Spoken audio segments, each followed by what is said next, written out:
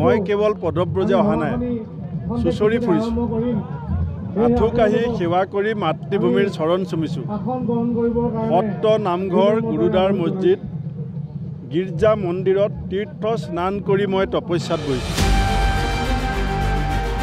এইবাৰ শুনক ভূপেন বৰাৰ শাস্ত্ৰ জ্ঞান। হিমন্ত বিশ্ব শৰ্মাই অসমৰ মহিলাৰ শালীনতা হানি কৰিছে, এইটো ল'ৰা ৰজাই কৰিছিল আৰু 4 নম্বৰবাৰ এতিয়া হিমন্ত বিশ্ব শৰ্মাই কৰিছে।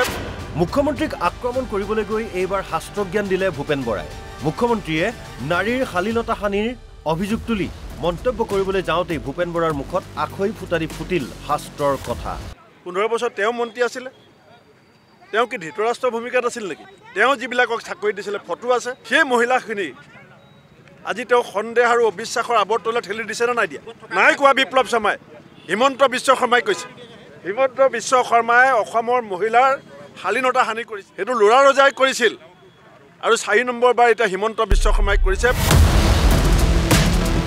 কংগ্ৰেছৰ দিনত চাকৰিৰ নামত হোৱা পৰ্বতসমূহ দুৰ্নীতিৰ উদাহৰণ দিবলৈ যাওঁতেই APSC কেলেংকাৰীৰ প্ৰসংগ উত্থাপন কৰিছিল মুখ্যমন্ত্ৰী হিমন্ত বিশ্ব শৰ্মাই। কিন্তু কংগ্ৰেছে তিলটোক তাল কৰি আক্ৰমণ কৰিছিল মুখ্যমন্ত্ৰীক। নাৰী সমাজৰ ওচৰত ক্ষমা খুজিবলৈ হিমন্ত বিশ্ব শৰ্মাক সময়সীমা বান্ধি দিছিল কংগ্ৰেছে। কিন্তু তাৰ পাছতেই প্ৰত্যুত্তৰ মুখ্যমন্ত্ৰীৰ। সেইটো মন্তব্য মই কৰা নাই, মন্তব্য জাষ্টিছ বিপ্লৱ শৰ্মা কমিটিয়ে কৰিছে। মন্তব্য ৰাকেশ পালৰ মাকে কৰিছে। ৰাকেশ পালৰ মাকে কৈছে, তাত মই মুখেদি ক'ব নোৱাৰোঁ। মন্তব্য কোনে কৰিছে? ৰাকেশ পালৰ মাকে। মন্তব্য কোনে কৰিছে? জাষ্টিছ বিপ্লৱ শৰ্মা। আৰু ৰাকেশ পালক সোণৰ গহনালৈ কোনে এপইণ্টমেণ্ট দিছিলে? তাকো বিপ্লৱ শৰ্মা কমিটিত লিখা আছে। গতিকে কংগ্ৰেছে প্ৰথম উত্তৰ দিব লাগে যে ৰাকেশ পালক আপোনালোকে কিয় APSCৰ চেয়াৰমেন বনাইছিলে? সোণৰ গহনা বিয়াত প্ৰেজেণ্ট কিয় লৈছিলে? আৰু ৰাকেশ পালৰ মাকে উত্থাপন কৰা অভিযোগবোৰ সঁচা নে মিছা? উল্টা আকৌ মোৰ ফালে কাৰ পোনাই আছে? পাগলা নেকি? মুঠৰ ওপৰত কংগ্ৰেছক যেন সদায় খেদি ফুৰে মুখ্যমন্ত্ৰীৰ ভূতে। Bureau report, NB news.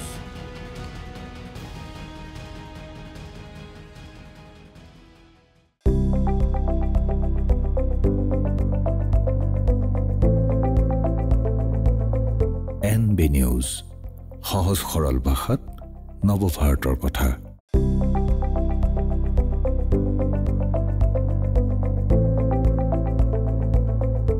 NB news, সহজ সৰল ভাষাত নৱভাৰতৰ কথা।